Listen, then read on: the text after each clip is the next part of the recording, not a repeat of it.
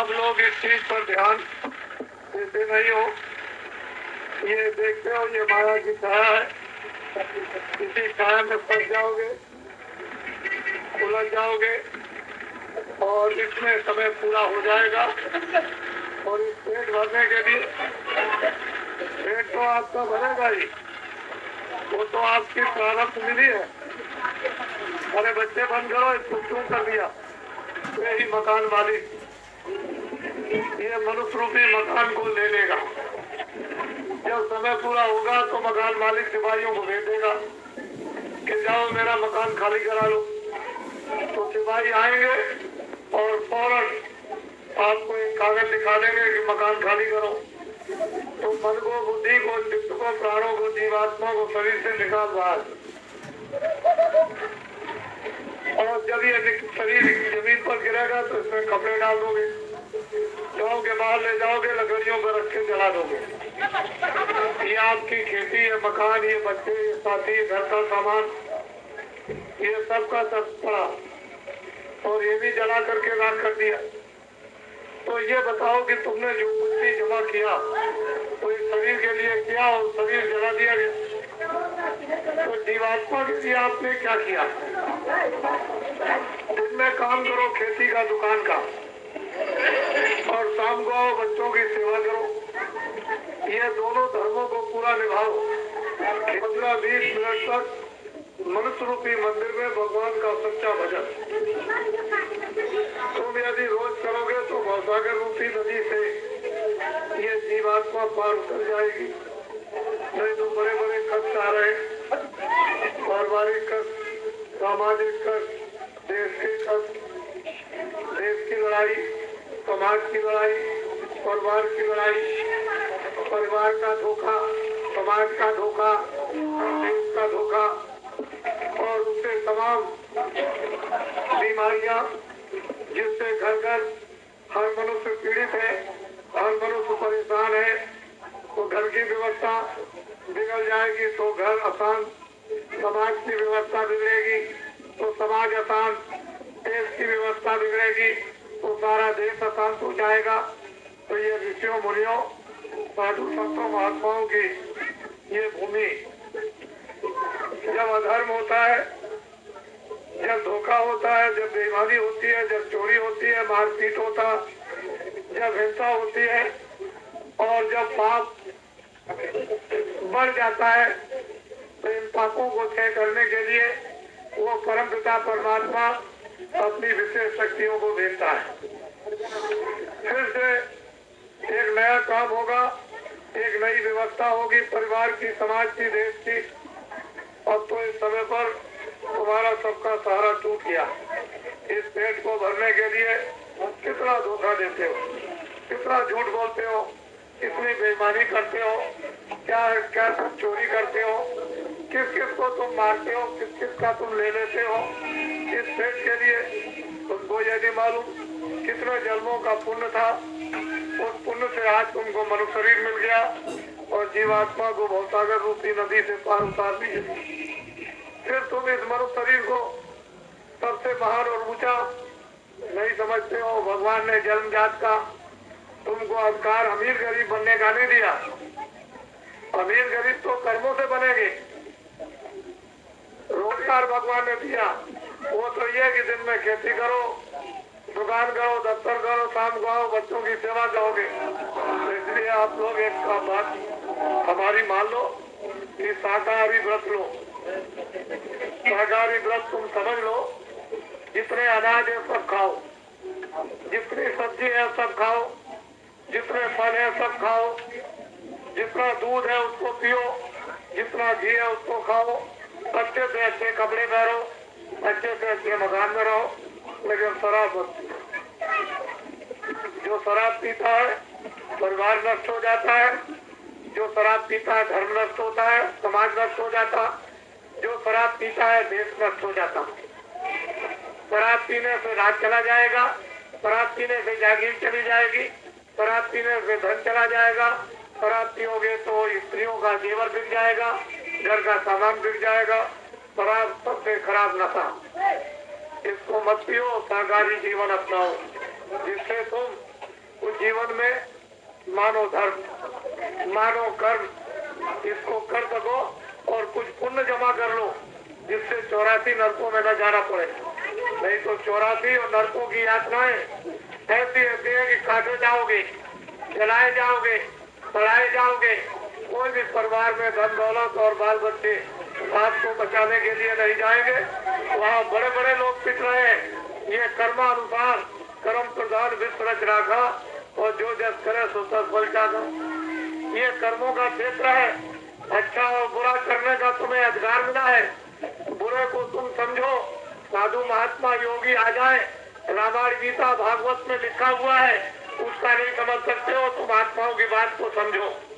उनके पास रिद्धि सिद्धि और शक्ति और ज्ञान होता है, वो तुमको सब कुछ दे सकते हैं। तुम जो सड़कों के किनारे, मैं आ रहा हूँ, लाखों की तादाद में सड़कें भरी हुई हैं, ये कुछ चाहते हैं। इनको बड़ी तकलीफ है, बड़ी पीड़ा है, बड़ी बीमारी है, घर में बड़ा झगड़ा है, समाज में बड़ा झगड़ा है, राज के बड़े भारी प्रकोप है, टैक्स बढ़ रहे हैं, तेल का दाम बढ़ रहा है, मिट्टी का, डीजल का बढ़ रहा है, पेट्रोल का बढ़ रहा है, खाद का बढ़ रहा, बसों का बढ़ रहा है, कपड़ों का बढ़ रहा। तुम्हारा जनजीवन अस्त-व्यस्त हो रहा है, तुम निराश हो रहे हो, तुम असहाय हो रहे हो, तुमको कोई सहारा देने वाला नहीं मिलता है। जब सारा मानो सारे संपूर्ण देश का असहाय हो जाएगा और फिर जब देखेगा कि अब कोई बचाने वाला नहीं, तो परम पिता परमात्मा अपनी महान आत्माओं को मनुष्य रूपी मंदिर में भेजेगा और फिर वो आकर के जैसे राम ने काम किया, किसने कराया? विश्वामित्र वशिष्ठ ने क्या कराया कि कहा कि देखो राम, अगर वास्तव में देश का काम करना और धर्म का करना है तो ये सिर पर रखो जटा, और ये हम देते हैं झूठ, झूठ कहते हैं बोरा, ताज, पट्टी, इसको पहनो और छुप करके जंगल में चले जाओ, तपस्या करो। भगवान राम छुप करके चले गए जंगल में और 12 वर्ष तक उन्होंने तपस्या की। उससे रिद्धि सिद्धि शक्ति और जब ज्ञान प्राप्त हुआ तो 2 वर्ष में जाकर के फिर उन्होंने अपना प्रबंध किया और ऐसे बड़े, जब वो त्रेता समाप्त हो रहा था तो रावण को मारा, रावण को मारकर, निशाचरों को मारकर, अत्याचारियों को मारकर एक धर्म की स्थापना की और बहुत दिनों तक सुख शांति समृद्धि और हम लोग सब लोग अपने अपने परिवार में भरपूर संपन्नता में आदर सत्कार और प्रेम के साथ सत्कर्मों को ईश्वर भक्त भजन और आराधना करते रहे। हम लोग सब दुखों से निवृत्त हो गए और फिर जब ऋषियों मुनियों के आदेश उपदेश को छोड़ दिया और फिर बुरे काम में लग गए तो पापों का फिर मनुष्य रूपी घड़ा भरने लगा। फिर बीमारियां, परेशानियां, अत्याचार, धोखाधड़ी ये फिर होने लगा। तो फिर उसके बाद कृष्ण आ गए तो उन्होंने कहा दुर्वासा ने कि ये लो बलकर वस्त्र पहनो और इस भेष को बदल करके तुम बाल बालों को जगाओ। बलकर वस्त्र टाट बुरा, तुमको तो अभी मालूम कुछ है नहीं है।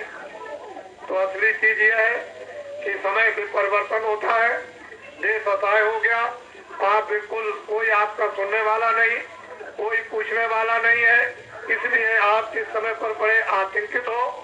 और मैं आपको विश्वास दिलाता हूँ, किसान हमारे जो देश में सबसे ज्यादा है वो सबसे बड़े मुसीबत में है।